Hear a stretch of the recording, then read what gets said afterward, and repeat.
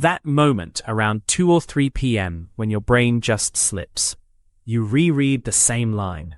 Tabs multiply. Coffee stops working.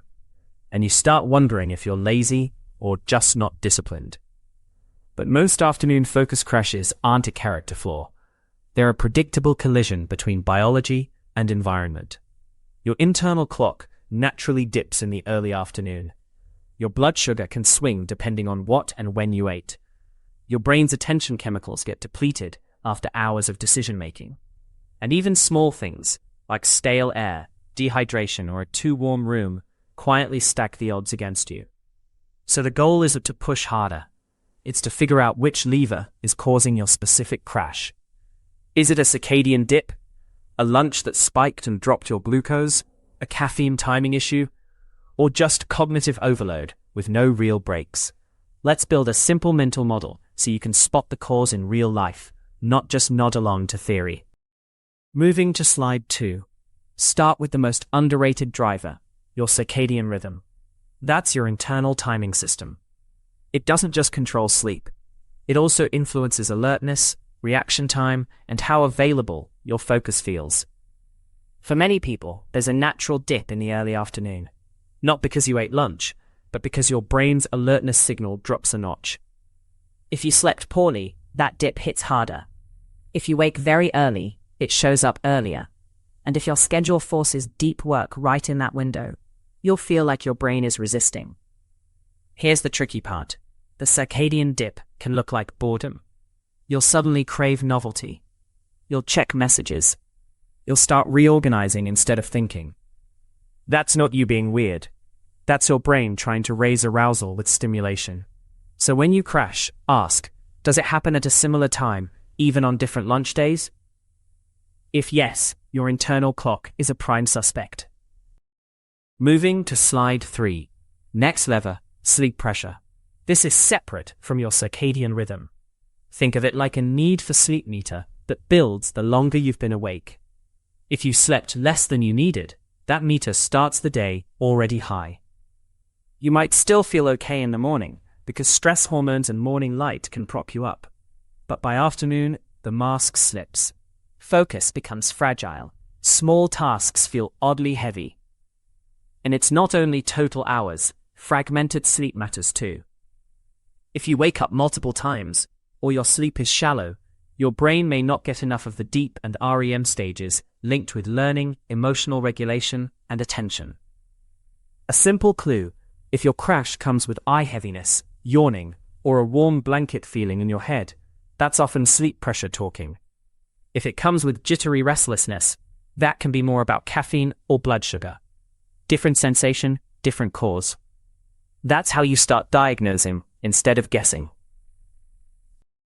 Moving to slide 4. Now let's talk about the lunch effect, because yes, food can absolutely change your afternoon brain. One common pattern is a fast rise and then a drop in blood glucose. Meals heavy in refined starches or sugary drinks can digest quickly. Your blood sugar rises. Your body responds with insulin to move that sugar into cells. And sometimes the swing down afterward is what people experience as a crash: sleepiness, fog, and a strong pull toward more snacks. But it's not just carbs are bad. Mixed meals digest slower. Protein, fiber, and healthy fats tend to smooth the curve. Portion size matters too. A very large lunch can redirect blood flow toward digestion and make you feel sluggish. A useful self-check: if your crash hits 60 to 120 minutes after lunch, and you also feel hungry again fast, that points toward a glucose swing. If you crash even when you skip lunch. Moving to slide 5. Here's a sneaky cause: dehydration. Even mild dehydration can change how alert you feel. Not in a dramatic way. More like your brain gets slightly noisier. Concentration takes more effort. Headaches become more likely. The afternoon is when this often shows up, because you've already gone through hours of breathing, talking, and maybe coffee, without replacing much fluid. And if you work in a warm room or you're under stress, you can lose more water than you think. There's also electrolytes. You don't need to turn everything into a sports science project. But if you sweat a lot, or you drink a ton of plain water very quickly, you can feel off. That off can look like fatigue. Clues: dry mouth, darker urine, headache, or suddenly feeling better after a glass of water. Not magic, just physiology. If your crash is paired with a dull headache and irritability, hydration is an easy lever to check first. Moving to slide 6. Caffeine is another big one. Not because caffeine is good or bad, but because timing and dose can create a predictable afternoon slump. If you drink a lot early, you can build tolerance and still feel tired later. If you drink caffeine late morning, you might get a temporary lift, then a rebound as it wears off. And if you rely on caffeine to cover up short sleep, it can feel like you're borrowing focus with interest. There's also the interaction with stress. Under pressure, you might drink more caffeine. That can increase jitteriness and make it harder to do deep work. So you switch tasks more. That feels like a focus crash, even if you're technically awake. A practical clue: if your crash feels like scattered attention rather than sleepiness, and you're also craving more caffeine, it may be a caffeine rhythm issue. And yes, individual sensitivity varies a lot. Some people feel a small coffee for hours. Moving to slide 7. Let's zoom in on your brain chemistry for a second, specifically dopamine and norepinephrine. These are part of what keeps attention stable. They help you stay engaged, filter distractions, and keep effort feeling manageable. Over the morning, you make hundreds of tiny decisions. You switch contexts. You respond to messages. You keep track of tasks. That constant switching is expensive. It's like running too many apps at once. By afternoon, your brain can feel underpowered, not because it's broken, but because it's been spending attention currency all day. This is why you can be fully awake and still unable to focus. We're not sleepy. You're mentally saturated.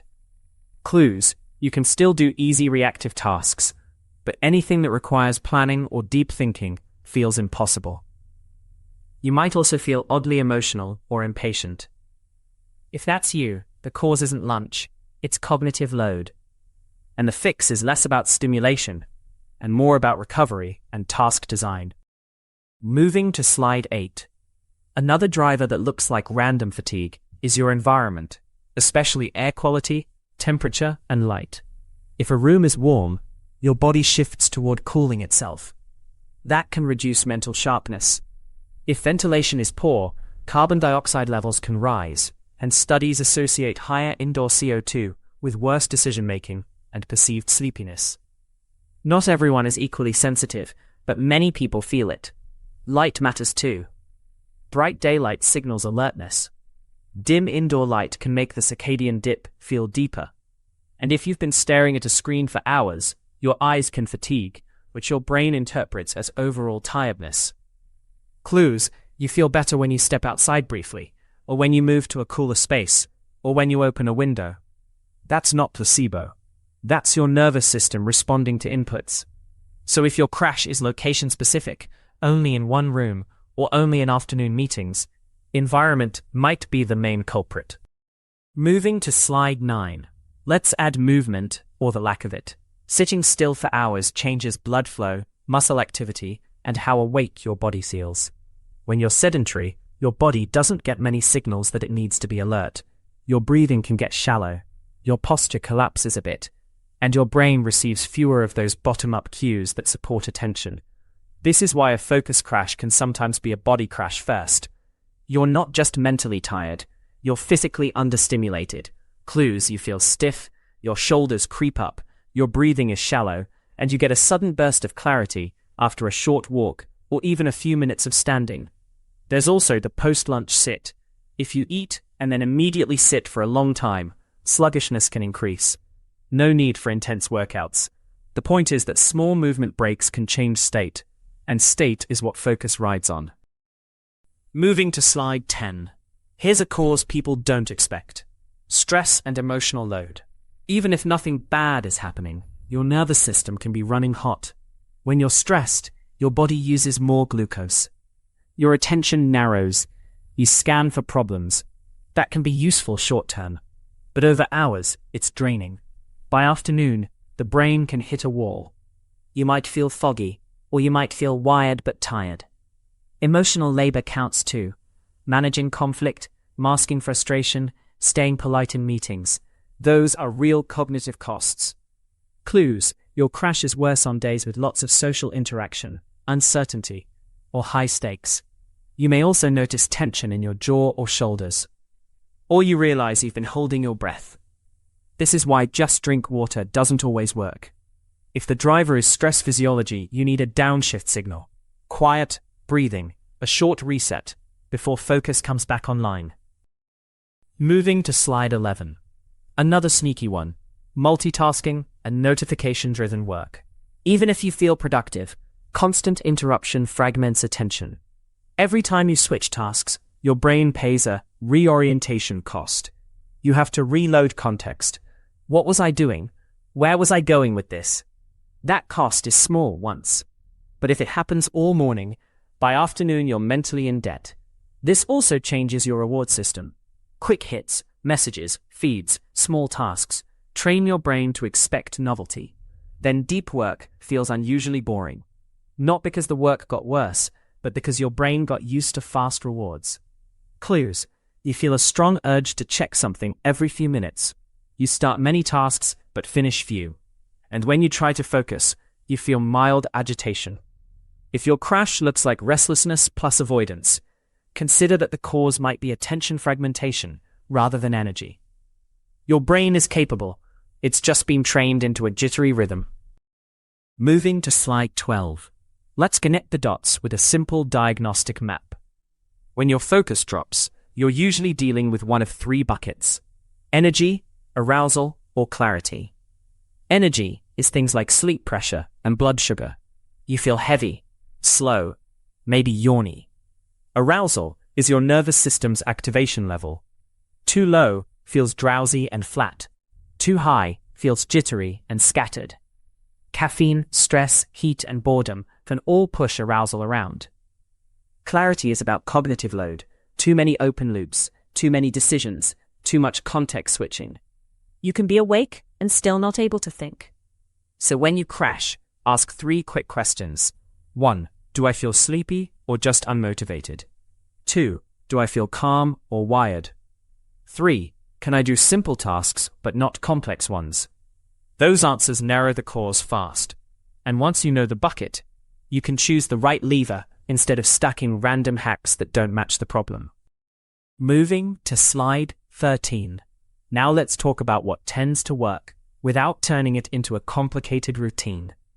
If it's an energy crash from lunch, the lever is usually meal composition and portion size. Many people do better with a lunch that includes protein and fiber, plus a reasonable portion as carbs, instead of a big refined carb hit. If it's circadian, the lever is scheduling. Put your hardest thinking earlier and reserve the dip window for admin, calls, or lighter tasks when possible. If it's low arousal, the lever is light and movement. A short walk, cooler air, or brighter light can raise alertness. If it's high arousal, wired and scattered, the lever is downshifting. A few slow breaths, a quiet reset, a single task plan. And if it's clarity, the lever is reducing open loops. Write the next 2 steps. Close tabs. Make the task smaller. None of these are magical. They're just matched responses to different causes. Moving to slide 14. Let's wrap this into a realistic afternoon protocol, something you can actually remember. Step 1. Name the crash. Energy, arousal, or clarity. That takes 10 seconds. Step 2. Do a 2-minute reset that fits the bucket. If you're heavy and sleepy, try water and a brief walk. If you're wired, slow your breathing and remove stimulation for a moment. If you're saturated, write down the next action in 1 sentence. Step 3. Protect the next 25 minutes. Not forever, just 25. 1 task, 1 outcome. This is where most people fail, because they try to fix the crash and then immediately reopen 10 tabs. And step 4. Learn your pattern. If the crash is predictable, it's not mysterious, it's a signal. Treat it like data. If you want, leave a comment with your crash type. A. Sleepy heavy, or B. Wired scattered. And if you'd like more practical mental performance breakdowns like this, subscribe. This information is not a substitute for medical advice. Optimize the inputs. Transform the outcome.